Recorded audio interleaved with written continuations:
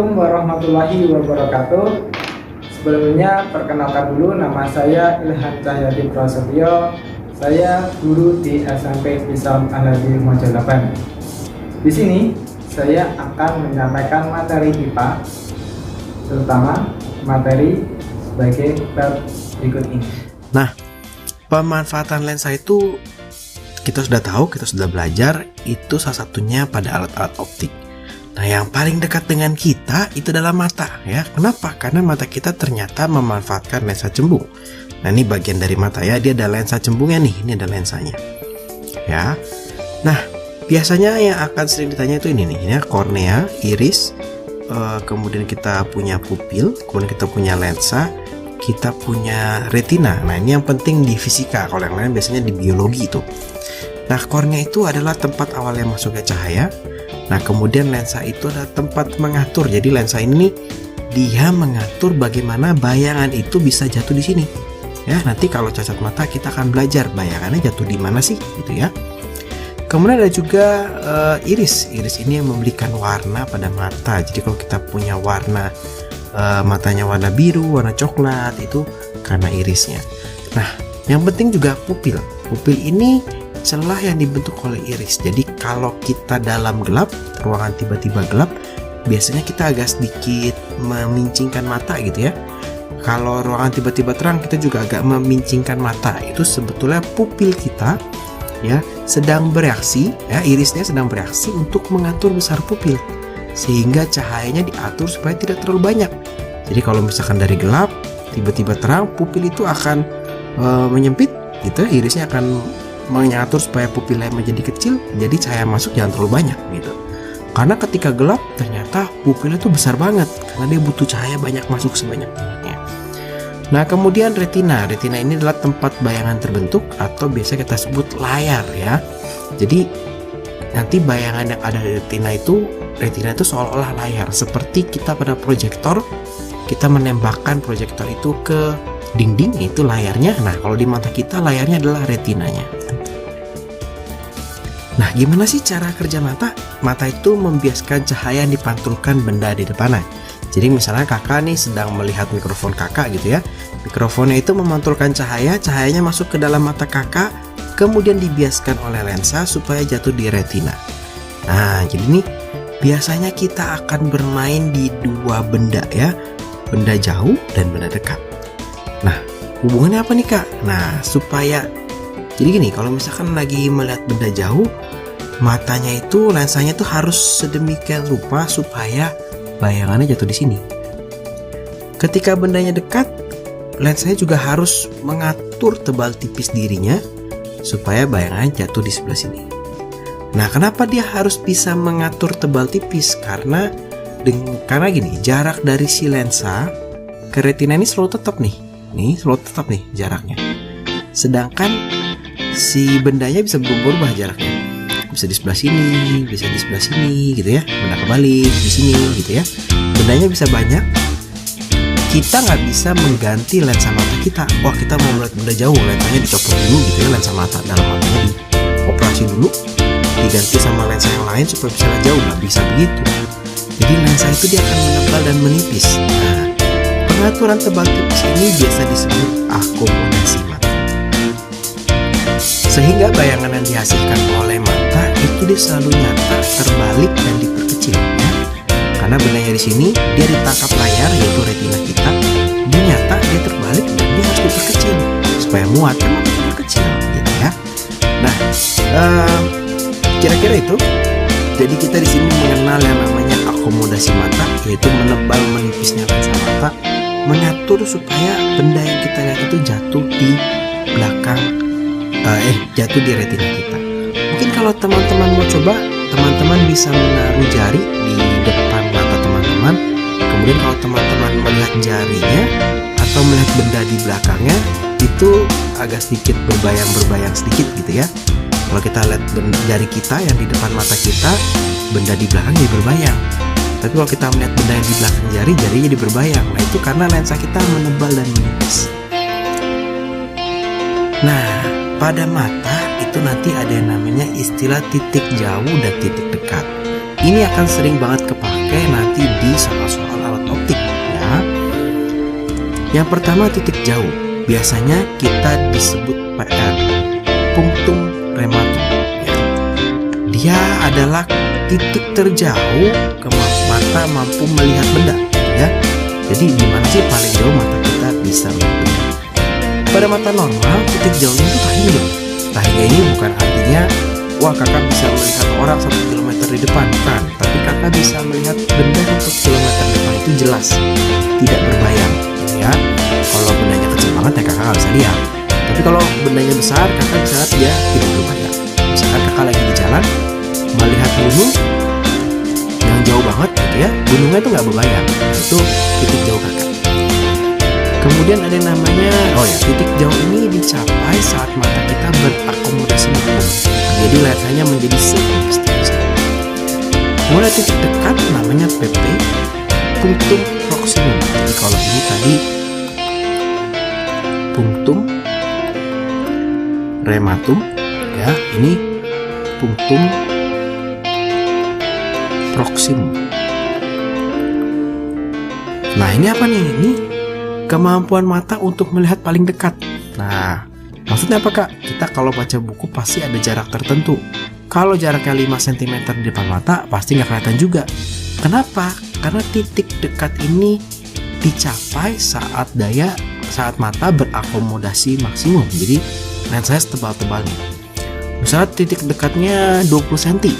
Di bawah 20 cm kita nggak akan bisa lihat. Karena matanya sudah maksimumnya itu melihat di 20 cm. Kalau mata orang normal biasanya di 25 cm.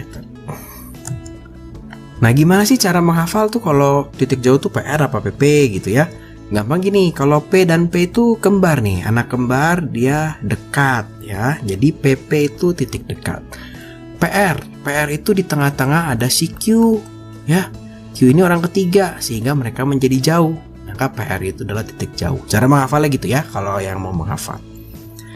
Nah, tadi kita berbicara titik jauh dan titik dekat ini secara mata normal. Ternyata matanya ada yang tidak normal. Apa itu? Maksudnya adalah cacat mata. Cacat mata di sini bukan artinya tidak dapat melihat sama sekali ya, atau buta atau katarak. Kita tidak membahas cacat mata itu. Tapi cacat mata yang dibahas di fisika itu adalah ternyata mata ini tidak mampu berakomodasi. Misalnya kita terlalu banyak membaca buku gitu ya, mata kita sering berakomodasi maksimum misalnya, jadinya dia sudah terlalu tebal dan tidak elastis lagi, sudah tidak bisa menipis lagi ya. Menipis bisa tapi terbatas karena dia sudah terbiasa tebal gitu, atau sebaliknya. Nah cacat mata yang pertama itu adalah miopi atau rabun jauh, biasanya dibilang penglihatan dekat. Jadi rabun jauh tapi dia berpenglihatan dekat. Kenapa? Karena dia nggak bisa lihat yang jauh-jauh, dia cuma bisa lihat yang dekat, berpenglihatan dekat. Ini diakibatkan lensanya sudah tidak bisa menipis dengan sempurna. Jadi bayangannya itu jatuh di depan retina. Nah ini ya. Jadi ada benda jauh sekali, dia tidak jatuh di sini nih sekarang. Dia jatuhnya di sini. Nah, di depan retina. Nah karena lensa matanya sudah tidak bisa menipis lagi, pada rabun jauh tuh titik jauhnya atau PR-nya berpindah mendekati mata. Jadi kalau tadinya di tahingga di sini itu bisa terlihat dengan jelas, gunungnya bisa terlihat dengan jelas. Sekarang untuk melihat gunung itu terlihat dengan jelas, gunungnya harus maju sedikit gitu. Nah kan nggak mungkin ya gunungnya maju ya, gitu ya. Nah cacat mata ini dibantu dengan lensa cekung. Nah, lensa cekung itu membantu memindahkan benda yang sangat jauh ke titik jauh mata penderita. Jadi kalau kakak rabun jauh, kakak tidak bisa melihat benda A. Titik jauh kakak ada di sini misalnya. Maka si lensa ini seolah-olah memindahkan benda itu dengan cara membentuk bayangan di sini, ya. Sehingga bayangan yang didapat ini itu sebetulnya adalah bayangan maya, tegak, dan diperkecil. Kemudian benda inilah, bayangan inilah yang ditangkap oleh lensa mata untuk masuk ke sini. Gitu ya. Jadi kalau kita pakai kacamata untuk membantu melihat itu, sebetulnya lensa mata kita bukan melihat benda aslinya ya, tapi dia melihat bayangan yang dibentuk oleh si lensa. Ya, jadi ini bendanya, bayangan di sini, ini yang dilihat sama mata kita dan bisa jatuh di retina sehingga penglihatan yang kabur menjadi jelas kembali. Kira-kira seperti itu ya untuk cacat mata rabun jauh. Nah, rumusnya karena mata itu adalah lensa, maka rumusnya ya rumus lensa gitu ya. Dimana 1/F sama dengan 1/SO ditambah 1/SI. Nah, bagaimana sih cara menyelesaikan soal mata? Ya, jadi nanti kita ini yang miopi, nanti di video berikutnya kita belajar yang hypermetropi dan presbiopi. Yang pertama tentunya kita mesti diketahui gitu ya. Kemudian kita mesti menentukan siapa SO, siapa SI. Nah, gampangnya begini. SO itu adalah sesuatu yang mau kita lihat.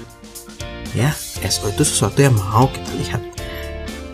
Sehingga SO itu adalah posisi si normal ya, biasanya posisi normal gitu. Jadi kalau cacat matanya rabun jauh, kita mau lihatnya benda-benda jauh, berarti SO-nya tahingga nanti gitu. Benda-benda yang sangat jauh itu tahingga kita sebutnya. Nanti di cacat mata rabun dekat yang mau kita lihat itu adalah posisi normal. Kita maunya membaca di posisi 25 cm ya. Itu SO-nya, jadi yang dia mau. Nah, SI-nya itu adalah yang kita bisa ya. Oh, saya maunya melihat yang tahingga, tapi saya bisanya melihat paling jauh 3 meter. Nah, itu SI-nya gitu ya. Kemudian kita akan menggunakan rumus lensa. Oh ya, yang SI nanti ditambahin minus. Ya, jadi ini minus PR atau minus PP dari mata yang tidak normalnya. Nah, ini seperti kakak bilang, dia bendanya ada di jauh sekali ya. Kalau di rabun mata rabun jauh ini, bendanya di sini. Di ruang 4 bayangannya jadi di sini. Ya. Nah, ini yang dilihat oleh si mata. Kira-kira seperti itu ya. Daripada pusing, langsung kita coba untuk soalnya. Di sini soal yang pertama, seorang miopi mempunyai titik jauh 2 meter. Berapa ukuran kacamata yang harus dipakai agar ia dapat melihat benda jauh dengan normal ya? Agar ia dapat melihat benda jauh dengan normal. Berarti ini sebenarnya dia maunya melihat benda jauh dengan normal. Ya. Jadi untuk yang diketahuinya, dia maunya melihat benda jauh dengan normal, ya. Berarti itu di tahingga. SO-nya di tahingga. SI-nya, nah itu adalah di minus PR-nya ya, minus 2 meter. Jadi tadi di sini kita punya SI itu sama dengan min PR atau min PP, ya. Ini atau minus 200 cm. Nah, yang ditanya itu adalah ukuran kacamata. Berarti yang ditanya itu adalah P-nya berapa. Oke, sekarang kita untuk menjawabnya, kita cari dulu fokusnya. 1/F sama dengan 1/SO ditambah 1/SI. 1/F sama dengan 1/tahingga ditambah 1/-200 ya. 1/F sama dengan 0 dikurang 1/200. 1/F sama dengan minus 1/200.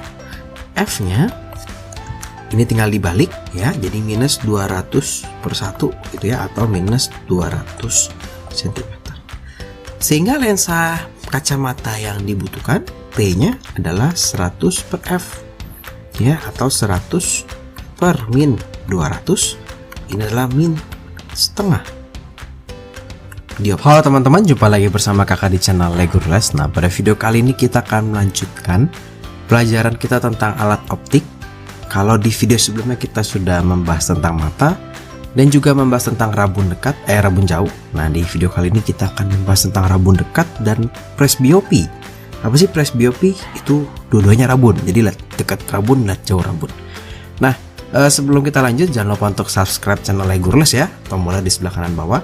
Juga biasanya di sebelah kanan atas kakak suka kasih link untuk playlist lengkap dari alat optik. Nah, ini tidak kakak jelaskan lagi. Jadi ini bagian-bagian dari mata sudah tidak kakak jelaskan lagi, ada di video yang pertama. Kemudian cara kerja mata juga masih sama. Oke, jangan lupa bayangan yang dihasilkan mata selalu nyata, terbalik, dan diperkecil. Nah, titik jauh dan titik dekat. Ya, ini nanti kita, kalau tadi di video pertama kita banyak berbicara tentang titik jauh karena kita melihat mata yang jauh. Nanti kita akan di sini belajar tentang rabun dekat, maka kita akan banyak bicara tentang titik dekat. Nah, biasanya pada mata normal itu titik, ini titik dekat nih, kakak salah tulis. Titik dekatnya adalah 25 cm, kecuali di soal dikasih tahu. Misalnya, pada mata normal titik dekatnya adalah 30 cm, seperti itu. Nah, cacat mata rabun dekat nih apa nih? Ya, dia beda dari yang rabun jauh. Kalau rabun jauh itu melihat benda yang jauh sekali, matanya tidak bisa menipis, ya, tidak bisa menipis dengan baik, sehingga bayangannya jatuh di depan retina. Kalau si rabun dekat atau berpenglihatan jauh, karena dia nggak bisa lihat dekat ya, bisanya melihat yang jauh aja. Nah, ini sekarang lensanya tidak bisa mencembung dengan sempurna. Jadi lensanya mau mencembung dia nggak bisa, bisanya tipis aja atau sedang-sedang saja. Dan akibatnya si benda itu, bayangannya akan jatuh di belakang retina. Ya. Jadi dia titik dekat matanya menjauhi. Jadi supaya bayangan yang dijatuh tepat di retina, bendanya harus dijauhin gitu. Makanya kenapa kalau kita punya kakek atau punya nenek atau orang tua kita sudah tua, ketika membaca koran atau membaca buku tanpa kacamata, itu bukunya ditaruhnya jauh. Kenapa? Karena kalau ditaruhnya deket nggak kelihatan, bayangannya jatuhnya di belakang retina, buram, nggak kelihatan. Makanya mereka menaruhnya lebih jauh dari biasanya, dari kita ketika mereka muda, sehingga bayangan yang dia baca itu bisa jatuh di retinanya. Nah, cacat mata ini dibantu oleh lensa cembung ya, ini kakak lupa ubah. Lensa cembung. Ini lensa cembung ya. Nah, dia membantu memindahkan benda ke titik dekat mata penderita. Jadi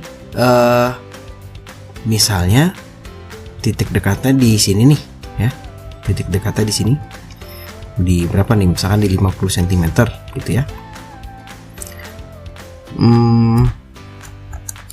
Bendanya itu ditaruh di sini. Nih ya, di 30 cm gitu ya, di 30 cm. Sebetulnya kan dia nggak bisa baca ya, bener ya? Karena kalau ditaruh di 30 dia nggak bisa. Titik dekatnya dia di 50 ya. Jadi kalau titik dekatnya di 50 tuh kalau mau baca dia harus 50 cm, tangannya full. Tapi kalau dia normal tangannya setengah ya, tangannya ketekuk sedikit, itu bacanya normal. Nah, gimana caranya supaya dengan benda yang di 30 cm dari mata itu dia bisa melihat dengan jelas gitu ya. Jadi si lensa cembung ini memindahkan, jadi ceritanya korannya dipegang di sini, memindahkan atau membuat bayangan si koran itu di sini. Nah, ini ada bayangan koran di sini nih ya, di titik 50. Bayangan inilah yang dilihat oleh si mata. Jadi di bayangan ini sebenarnya yang dilihat oleh si mata. Gitu ya. Sehingga bayangan yang dihasilkan oleh lensa cembung yang mengalami yang dipakai sebagai kacamata itu harus maya karena dia di depan lensa ya. Kalau di belakang lensa nggak kelihatan dong ya. Maya dan tegak diperbesar. Jadi yang dihasilkan oleh si lensa cembung yang digunakan sebagai kacamata, bayangan yang dihasilkan adalah maya tegak diperbesar. Bayangan itu yang dilihat oleh lensa mata kita sehingga bisa jatuh pas di retina kita. Dan dia bisa melihat dengan baik. Gitu. Jadi cara kerjanya si rabun dekat dan kacamatanya seperti itu. Nah, rumusnya tetap sama ya. rumusnya tetap sama, di mana 1 per F sama dengan 1 per SO ditambah 1 per SI. Cara menyelesaikannya juga masih sama ya, kita menulis diketahui, kita menentukan siapa SO, siapa SI ya. SO itu adalah yang maunya baca normal ya, di jarak 25 cm, santai. Karena kalau tangannya harus jauh ya, harus full stretch, tangannya harus ke depan penuh gitu ya, pegel lama-lama bacanya ya, nggak bisa nyender lagi ya. Jadi bacanya mesti enaknya pas di 25 cm. Itu yang dia mau ya. Dan yang dia bisa itu adalah minus dari PP atau titik dekatnya dia. Ya, karena kita nggak bahas PR nih di sini, kita bahasnya PP. Kita coba aja untuk soalnya. Di sini seorang penderita rabun dekat mempunyai titik dekat 50 cm. Berapa ukuran kacamata yang harus ia pakai agar ia dapat melihat benda dekat dengan normal? Jadi kita tulis diketahuinya ya. Nah, diketahuinya kita punya titik dekat ya, kita punya PP-nya ini adalah 50 cm. Berarti kita mau cari tahu nih SO-nya berapa, SI-nya berapa, F-nya ada nggak ya di soal gitu ya. SO-nya itu yang dia mau. Dia maunya melihat benda dekat dengan normal ya. Kita pasti maunya normal-normal gitu ya. Berarti di 25 cm. Di minus 25 cm. Yang dia mau. Yang dia mau di 25 cm. Yang dia bisa atau SI-nya adalah minus dari PP-nya. Ya, atau ini minus 50 cm. Itu ya. F-nya nggak ada. Itu yang ditanya. F-nya berapa sih? Atau P-nya berapa sih? Gitu ya. Sekarang kita jawab ya. Kita jawab, maka kita tinggal hitung 1 per F sama dengan 1 per SO ditambah 1 per SI. Dimana 1 per F-nya ini adalah yang kita cari 1 per SO nya 25 ditambah 1 per min 50. 1 per F sama dengan 2 per 50, kita samakan penyebut, dikurang 1 per 50. 1 per F sama dengan 1 per 50, kita dapat nih F nya adalah 50 cm. Sehingga kita bisa menghitung P-nya atau daya dari lensanya adalah 100 per F ya, atau 100 per 50. Berarti ini plus 2 dioptri. Seperti itu ya gampangnya. Jadi SO-nya itu yang dia mau, yang normal-normal. Kalau nggak dikasih tahu kita pakai 25. Kalau dikasih tahu kita pakainya yang dikasih tahu. Misalkan dia mau melihat benda dekat pada jarak 30 cm, berarti yang dia mau SO-nya 30 cm. Materi yang bisa saya sampaikan, mungkin ada kurang lebihnya saya mohon maaf. Saya ucapkan sekian. Wassalamualaikum warahmatullahi wabarakatuh.